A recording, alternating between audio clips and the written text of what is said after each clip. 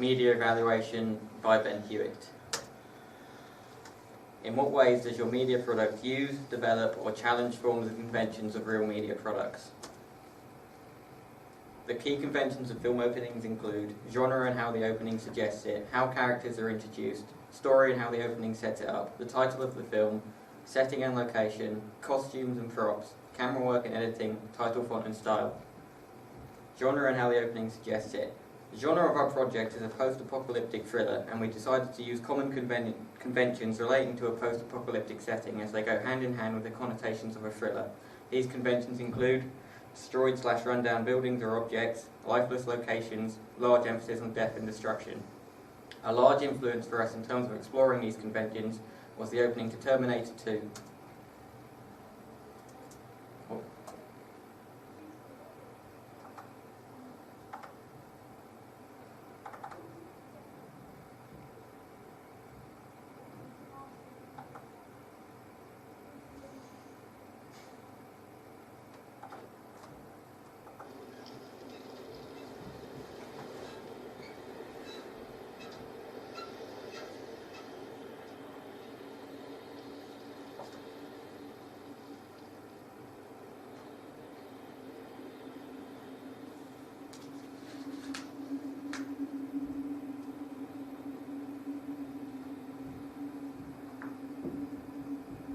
Three billion human lives ended on August 29th, 1997.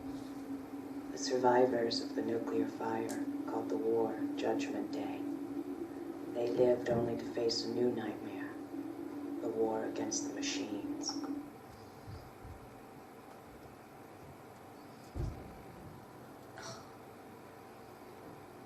Next down.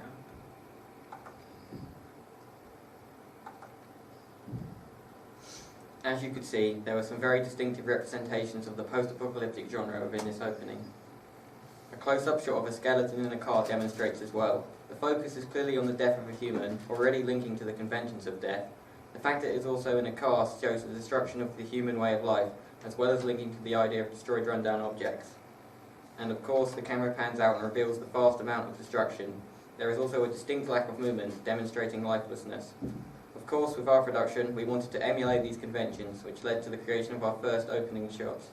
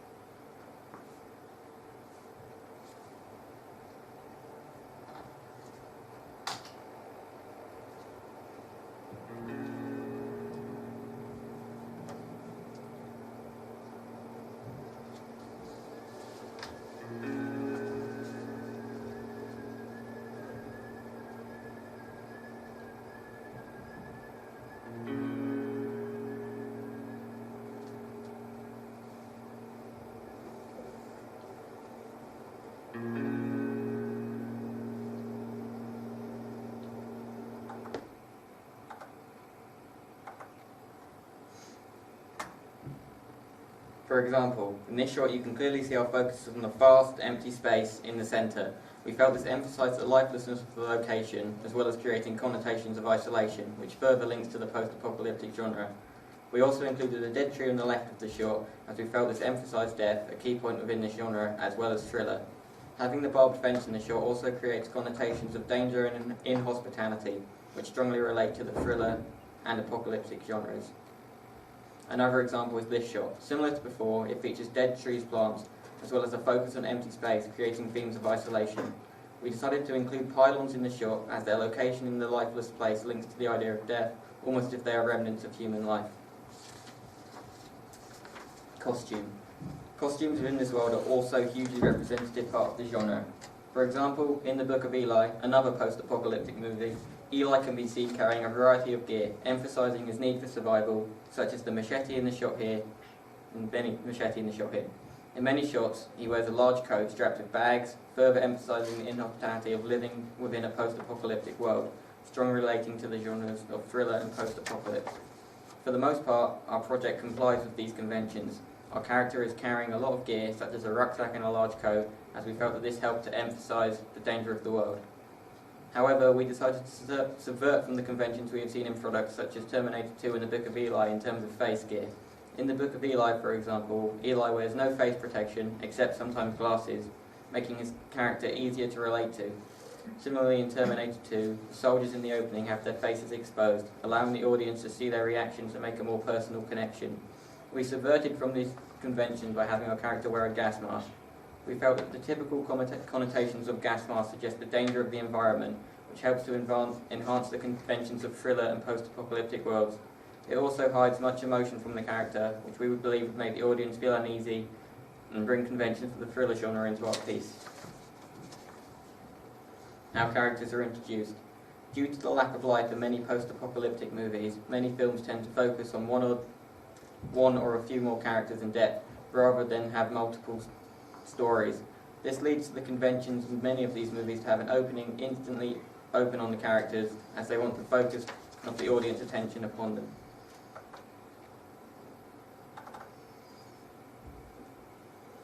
My name is Max. My world is fire and blood. Oil wars. We are killing for gasoline. The world is actually running out of water. There's the water wars. Water wars. Once, I was a cop, a road warrior searching for a righteous cause. The terminal freakout point. Mankind has gone rogue, terrorizing itself. Thermonuclear experimentation. The earth is sour. Our bones are poisoned. We have become half-life. As the world fell, each of us in our own way was broken. It was hard to know who was more crazy. Me or everyone else.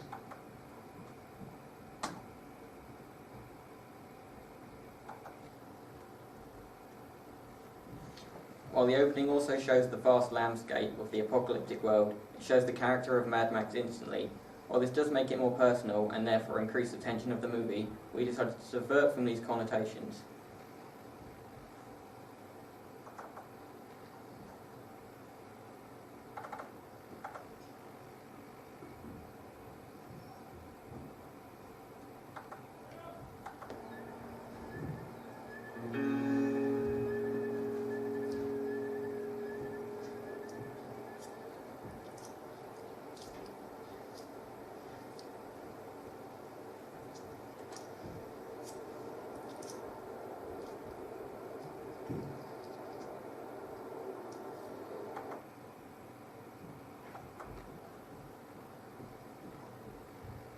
As you can see, our character is first introduced roughly a minute into the opening, and he appears walking into a shot of the environment. We decided to subvert from conventions and do it this way, as we wanted a large focus to be on the isolation, the lifelessness of the setting, and the emphasis on death or destruction. We felt by introducing a living character right from the start, we would take away from some of those connotations we had established in the opening shot, as mentioned earlier. By having the character walk into a shot of an empty location, it continues to help emphasise the isolation of the setting, linking strongly to the connotations of the post-apocalyptic and thriller genres, while challenging conventions of real media products. A common convention of real media products within these genres is that the openings, while they place the audience within the world of the movie and introduce the characters, many do not set up much of a story. For example, the Mad Max Fury Road opening I played earlier merely demonstrates the harshness of the world and the characters. While it could be argued that introducing these characters sets up the story somewhat, I believe that the main purpose is rather to open up the world to the audience.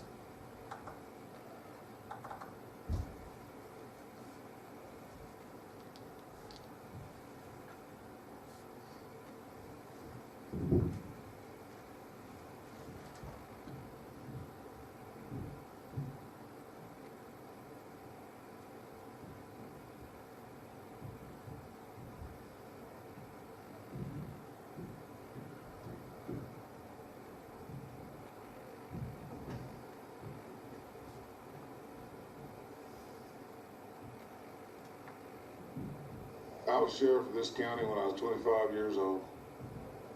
Hard to believe. Grandfather was a lawman. Father, too. Me and him were sheriffs at the same time, him up in Plano and me out here. I think he's pretty proud of that. I know I was. Some of the old-time sheriffs never even wore a gun. A lot of folks find that hard to believe. Jim Scarborough never carried one. That's the younger Jim. Gaston Borkins wouldn't wear one up in Comanche County. I always like to hear about the old-timers. Never missed a chance to do so. You can't help but compare yourself against the old-timers. Can't help but wonder how they'd operated these times.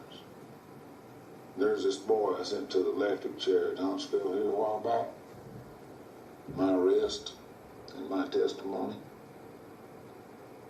He killed a 14-year-old girl. Papers said it was a crime of passion, but he told me there wasn't any passion to it. Told me that he'd been planning to kill somebody for about as long as he could remember. Said if they turned him out, he'd do it again.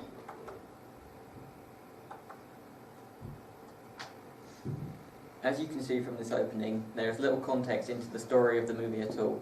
The audience is not even made aware of the character's name who is providing the monologue. The only context into the story we receive is the arrest being made at the very end.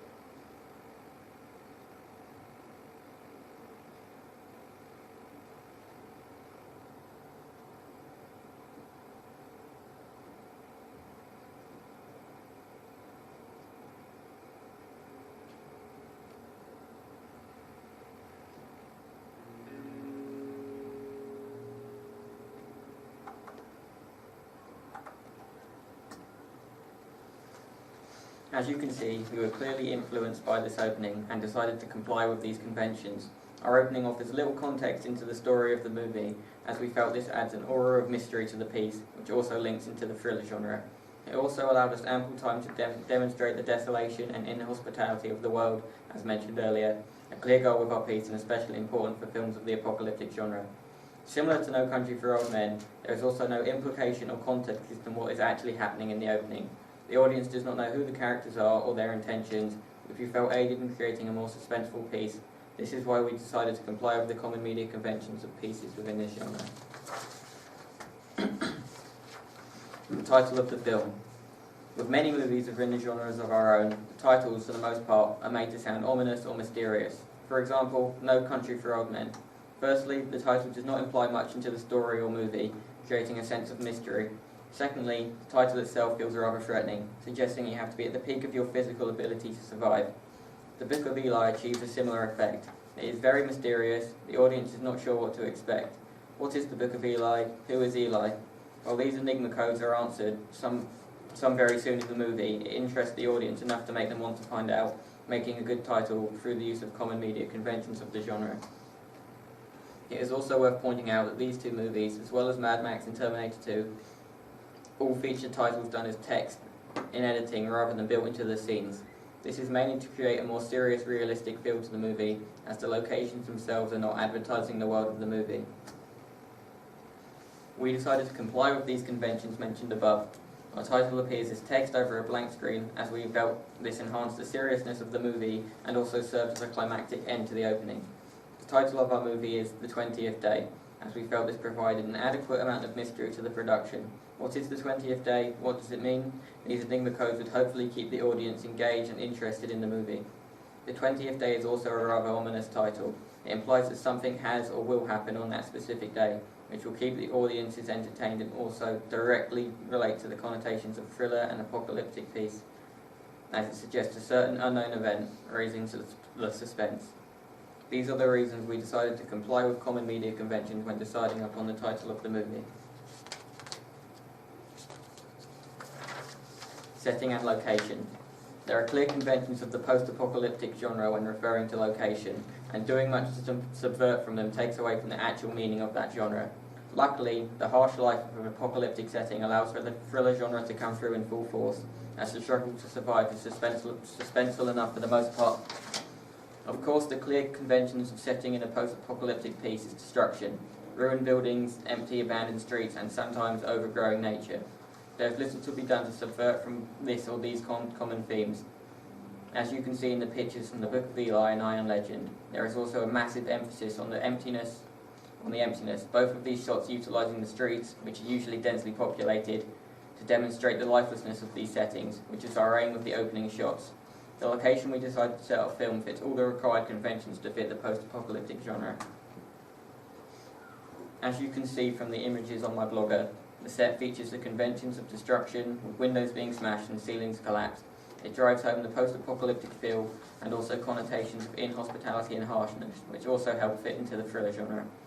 In some pictures you can also see that plants are growing inside and on the buildings, which is another convention of the post-apocalyptic world. The plants also suggest lack of human interference, which shows the emptiness of the setting, a key connotation of this genre. Overall, we decided to comply with the main conventions of the apocalyptic genre, as we felt that subverting from it would somewhat take away from the harshness of the environment and also be difficult to pull off with the limited time of budget, as well as the fact that the connotations of destruction strongly link with the connotations of the thriller genre.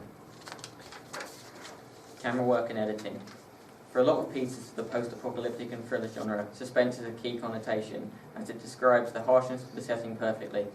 Many movie openings within these genres feature lengthy shots, a lot of which are still or move slowly, as this emphasises not only the lack of life, but also builds tension. There are also little cuts, as they may take away from the realism of the movie, which reduces said tension. The Terminator 2 opening, again, is a prime example. As you can see, there is a common convention in place here. Both feature lengthy shots that emphasise the stillness and therefore lifelessness of the location, and both make use of long shots to show the vastness of the emptiness, linking to themes of isolation.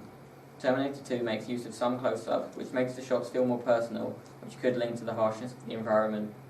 Neither use many cuts either, which enhances the realism and emphasises the lifelessness due to lack of movement. We decided to comply with these conventions as we wanted to demonstrate the connotations of lifelessness and emptiness, as well as the harshness of the environment, and we felt that this way allowed for us to show these themes.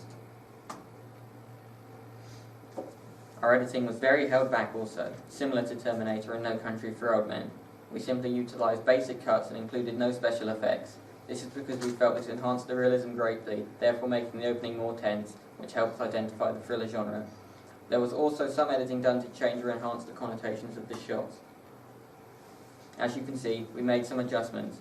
Brightness was lowered and contrast was increased to make the shots appear darker and therefore feel more suspenseful. Colour correction was used to make the shots appear more bluish/greenish, colours which are commonly associated with the post-apocalyptic genre, as shown by Terminator 2, and saturation was increased to strip away some colour, making the final product feel darker and moody, which complies with the conventions of both thriller and apocalypse genres. Title, font and style. From looking at movies within the genres we are using, we found that most of the titles that appear on screen are very simple and held back. This is because it represents the seriousness of the situation, making the final piece feel far more tense. We saw that the titles appeared smallish and either over a shot but out of the way or against a blank background, not many placing the titles inside the world of the movie itself. Another key thing to notice is which titles appeared. In No Country for Old Men, the only title other than the name of the movie was the one here. This enhanced the realism as there is less artificial source within the world of the movie. In our movie, we decided to subvert slightly, including the names of the two actors right at the start. We felt that if these were high-profile actors, then their names would cause excitement amongst the audience, making them far more interested in the product. The styles of the font are usually very professional, simple fonts in white. Again, this is probably done to demonstrate the seriousness tone of the movie. We felt that we would comply with these conventions as it helps to increase attention and therefore keep the movie more interesting and relate to the thriller genre.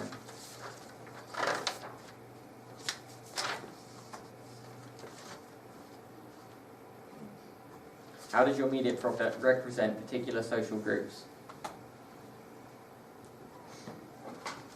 For the most part of our production, our media product is not very representative of particular social groups, and this is for one reason. It is very hard to decipher the social group of our protagonist when you cannot see his face or ethnicity, and therefore our main character does not really represent any social groups in any way.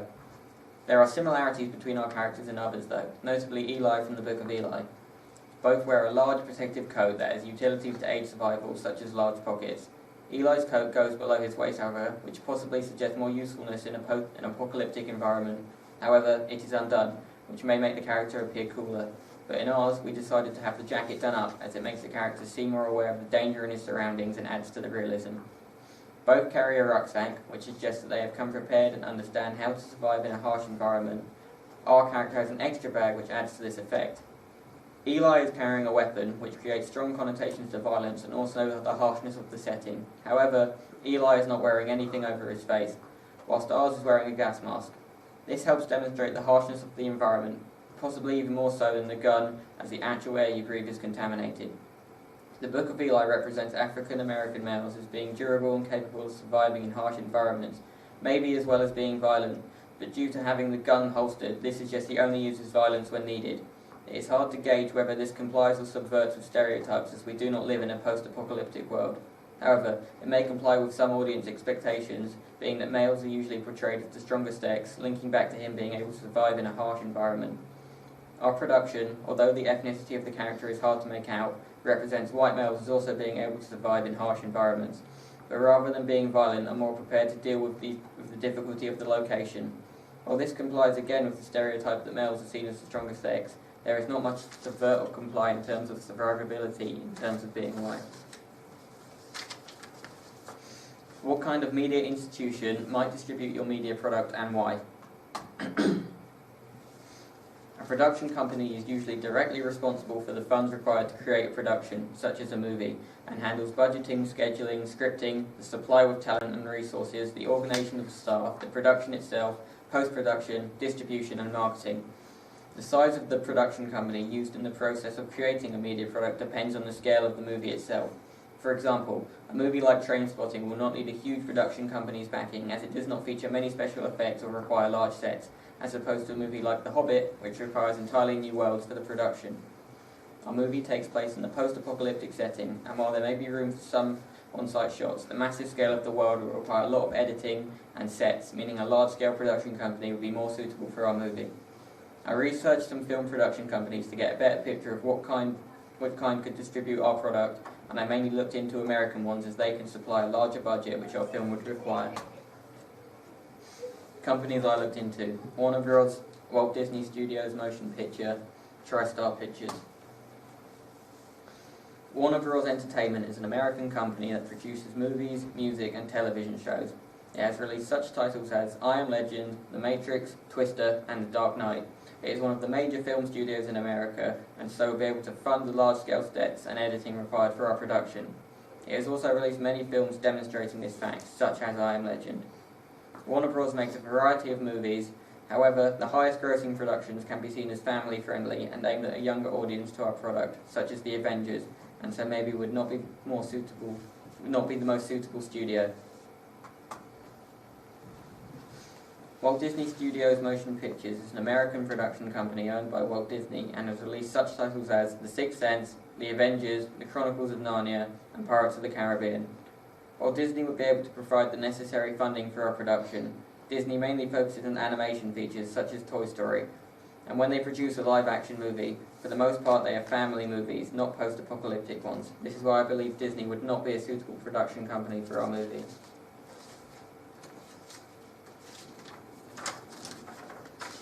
TriStar is an American production company owned by Sony, and has released such titles as Terminator 2, Total Recall, Starship Troopers, and District 9. The company would be very suitable for our product, as a large portion of their movies require locations and sets that would need to be built or edited in, requiring a lot of funding, which this company could supply. Many of the movies are also rated 15 and above, which would be the demographic for our movie. This is where I believe this production company would be suitable for our movie. Having a major company like TriStar backing our production will also mean that it has connections to other large studios in America, such as Warner Bros. Or Fox, who could provide additional funding and help with distribution. One of the reasons for my choice in TriStar is due to the vast amount of movies being rated 15 and above, and BBFC certifications are a large part of our product. Having TriStar will most likely mean that the production title will appear at the very beginning of the movie. However, this will be necessary for the funding of a large-scale project.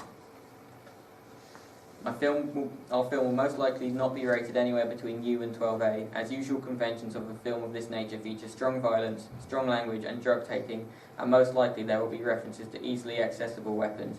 Due to the nature of a film like this, however, the chances of sexual content may be significantly lower than other films within this category, and the themes of the movie will not directly focus on criminal activity, which is why I believe 15 will be a suitable rating.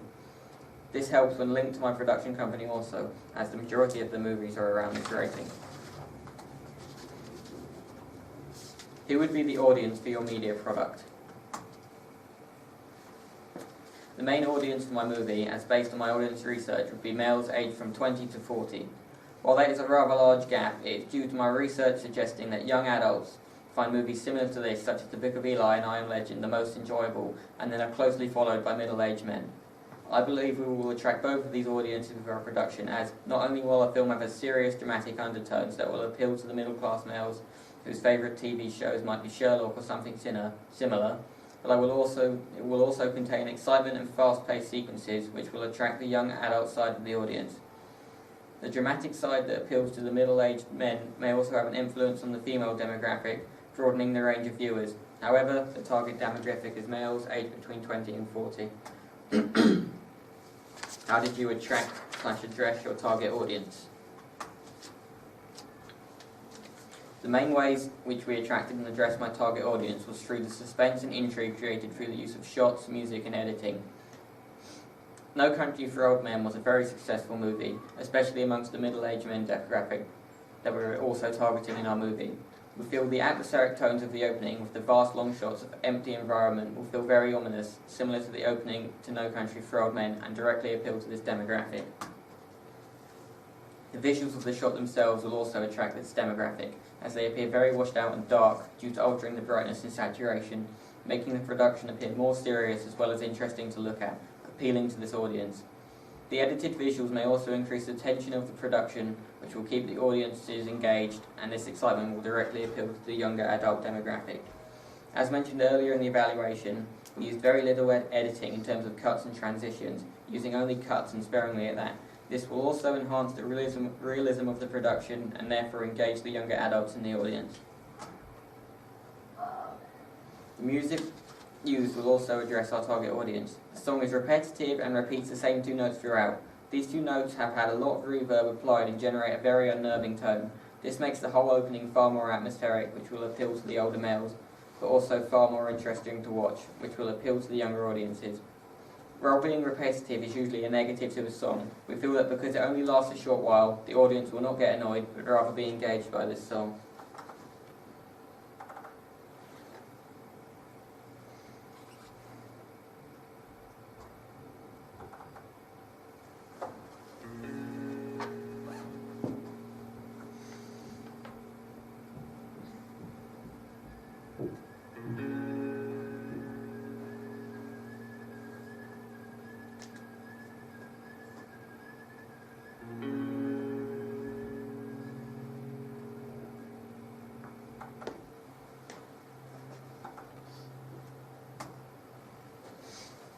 Our sound during the scenes without any music is also all diegetic, which directly enhances the realism of the whole opening, increasing the tension and therefore excitement of the piece, appealing directly to the younger male demographic.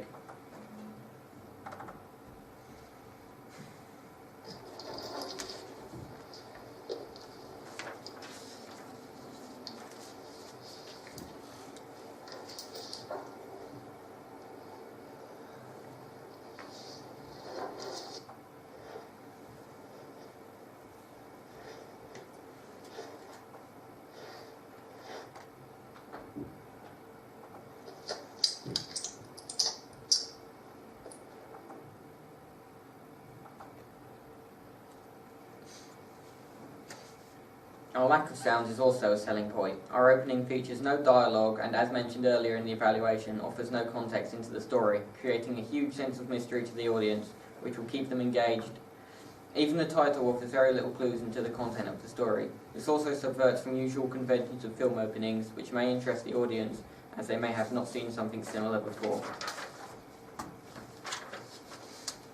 What have you learned about technologies from the process of constructing this product? During the course of constructing this product, I have learned several things about the technologies required to produce a movie opening. The first set of technologies I experienced were the practical items. This includes camera, tripod, and dolly. The use of camera during this product taught me the importance of understanding media terms, meaning shot types, and why they are used. By understanding the shot types and the connotations they suggest, it allowed us to frame and record our shots in a particular way which complied with the connotations we wanted to suggest. For example, in this shot we utilised a low angle and includes towering pylons to make the audience feel small and create a sense of uneasiness throughout the product. I learned the key importance of the tripod during the construction of this product, as it really allowed for us to create certain connotations we wanted within our opening. We wanted to emphasise the lifelessness of the setting, and using a tripod allowed us to keep the camera from moving, which created the connotations of lifelessness within our production, as well as allowed for the opening to look far more professional. The tripod also allowed us to achieve the exact opposite effect when the film's protagonist entered shot, which allowed us to pan the camera, emphasising the life now present in the movie. The dolly itself taught a valuable lesson in proper planning, as we were not able to utilise the dolly due to rough ground conditions, which we would have known if we had scouted the area to a better degree. Digital production, Sony Vegas Platinum. While I had used Sony Vegas before in editing videos, I had never done it to a live-action camera shot, so learning how to manage the effects while still keeping the product feeling realistic was a new learning experience. A large part of editing the movie were the effects we used to create specific connotations. The original shots were bland when unedited and did not create the ideas of inhospitality we wanted in our product. We employed the use of colour correction, which allowed us to lower the saturation of the shots. This made them appear more washed out and darker, which resonates with the themes of harshness and danger. Another technique I learned was the use of brightness and contrast, which was utilised to enhance the connotations of colour correction. I lowered the brightness, making the shots appear darker, and also increased the contrast, which made the darker spots even darker. This helps to develop the connotations of inhospitality we wanted throughout our piece. The final tool we used was colour curves, which allowed us to adjust the RGB elements within the individual shots. We made all the shots appear slightly more blue and green, as we felt these were the most unnatural colours, and so created the idea that something is not right with the audience, making the opening more suspenseful.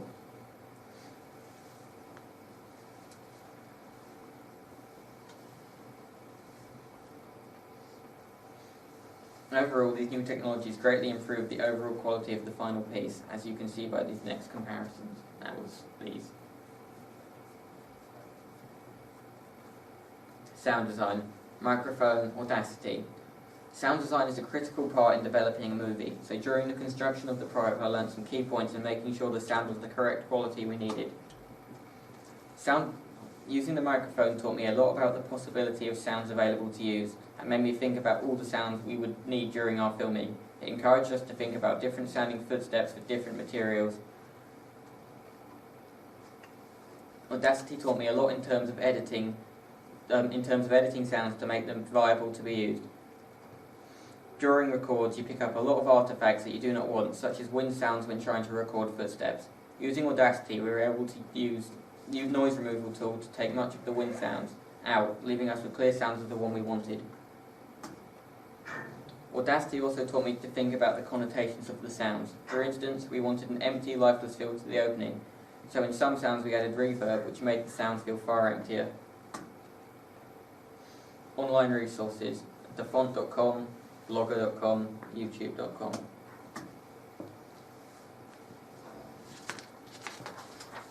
While we did not use any fonts from the font in the end, it taught me the importance of checking for the best option rather than just accepting what you already have at your disposal. At the very beginning of the course, we set up a Blogger account to manage and show our work we were putting into the course. Blogger showed me the importance of documenting your work, as not only did it provide a backup, but also allowed me to help understand reasons for our choices in the course. For example, numerous times I look back on my deconstructions of movie openings to help influence our decisions in the final product. YouTube goes hand in hand with Vlogger in that I can document our videos, recce shots and sounds in an organised way and go back and check on them for inspiration and ideas.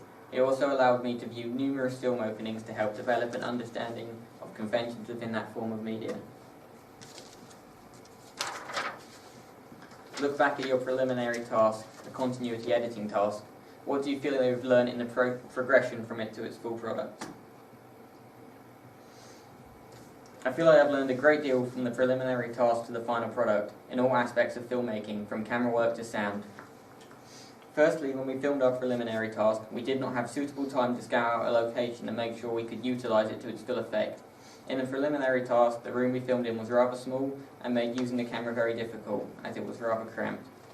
When we filmed our final product, we took numerous videos of the location, recce shots and looked around in depth. This allowed us to fully understand the potential and limitations of the area, creating a far better product. I also learned the importance of consistency in camera shots. During the preliminary task, we actually broke the 180-degree rule, which should only be done to express certain ideas of disorientation, which we were not trying to achieve. Thankfully, this process taught me the importance of this, and this was amended in the final product. The vocals in the preliminary task were dubbed and contained numerous artifacts from other sounds and did not blend correctly into the diegetic ambience of the other shots. This was fixed in the full product by checking all the sounds we had recorded and all the sounds we had wanted recorded and editing them to be suitable when used in the final piece.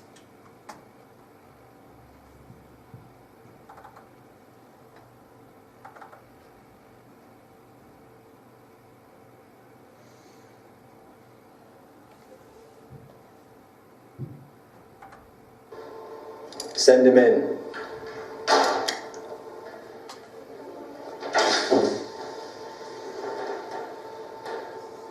Hi, am I there? Sit. Okay. Okay.